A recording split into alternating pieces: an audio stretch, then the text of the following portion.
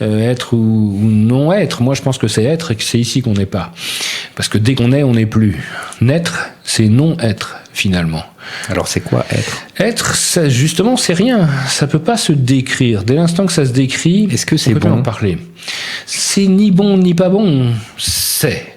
Vous savez, quand vous vivez un moment de bonheur, tout est parfaitement à sa place, vous aussi, mais vous ne savez pas pourquoi. Et si vous vous posez la question de savoir pourquoi vous êtes bien, vous n'êtes plus. Ça, c'est déjà la première considération. La deuxième considération, le bonheur, c'est je suis dans chaque chose et chaque chose est en moi. Je suis parfaitement à ma place.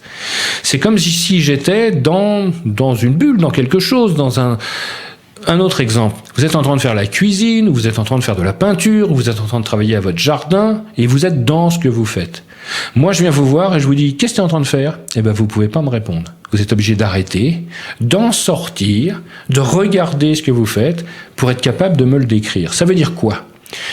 Le bonheur, l'amour, l'unité, pour moi, c'est la même chose. C'est cet éternel moment présent. On peut le sentir, c'est même pas un sentiment, c'est autre chose que quand on est dedans. Mais pour le décrire, il faut être observateur. Et la seule manière de l'écrire, c'est d'en sortir. Mais évidemment, quand j'en suis sorti et que je peux le décrire, je ne peux décrire qu'un point de vue puisque je suis plus dedans.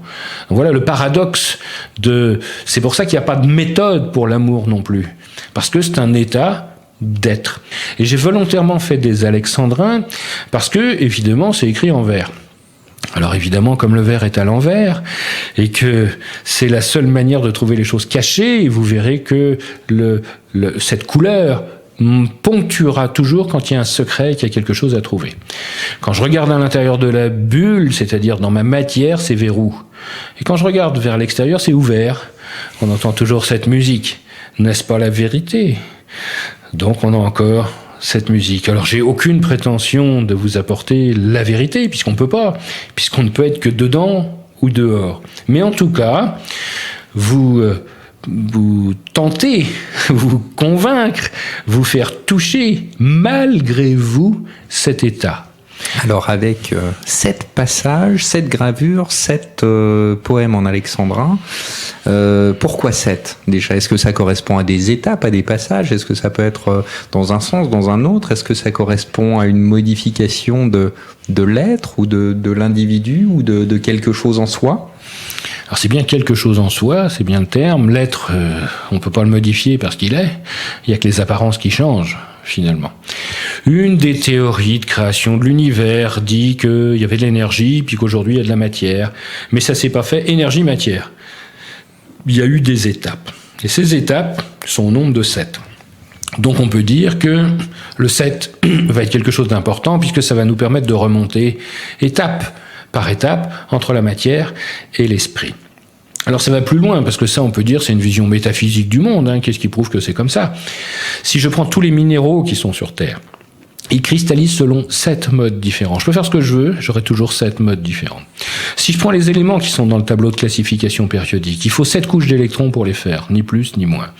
Donc c'est comme s'il y avait cette espèce de feuilletage de 7 couches différentes. 7 mondes, 7... Voilà, 7 nains de Blanche-Neige, tout ce qui marche par 7. D'ailleurs, si Walt Disney décide de raconter cette histoire et de prendre 7 nains, et en réalité, il reprend le conte de Grimm, et les frères Grimm parlent déjà des 7 nains. Mais lui, il rajoute quelque chose de plus, il donne un caractère à chaque nain. Une émotion.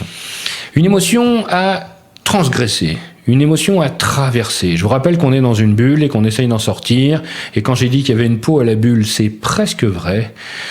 Ce qu'on peut comprendre le plus dans notre réalité, c'est qu'il y a 7 peaux à la bulle. Et qu'à chaque fois qu'on traverse une des peaux, on se rapproche de la lumière. Et on peut dire que la pierre philosophale, c'est un matériau, une matière solide, tangible, qu'on a pelé un certain nombre de fois. Et si on l'appelle 7 fois, on la voit plus, parce qu'il n'y a plus de peau. Et c'est la lumière, et celui qui a fait ça ne revient pas pour le dire. Mais si on l'appelle 6 fois, il reste une peau. Mais cette peau est tellement ténue qu'on peut voir à travers. Et peut-être que la pierre philosophale est juste une légère enveloppe, une fenêtre, avec un verre très mince, un verre encore un, très mince, qui nous permet de percevoir, de regarder de l'autre côté et d'être éclairé par cette lumière. Alors on a traduit ces 7 marches à franchir, ou ces 7 voiles à dévoiler, ou ces 7 ombres. Les voiles d'Isis. C'est tout à fait tous les mystères qu'on va avoir. Dévoiler une vérité, ça veut bien dire ce que ça veut dire. Percer un secret, ça veut bien dire ce que ça veut dire. On va avoir cette espèce de persévérance, justement, de dégagement de quelque chose d'épais pour trouver le subtil qui est caché derrière. Et les alchimistes parlent du vitriol. Et on nous dit vitriol, vous savez, qui sont les initiales du visita interiora terrae rectificando in veni occultum lapidem, qui veut dire visite l'intérieur de la terre et en rectifiant tu trouveras la pierre occulte, qui veut dire visite l'intérieur de toi-même et en te rendant droit tu trouveras la pierre cachée.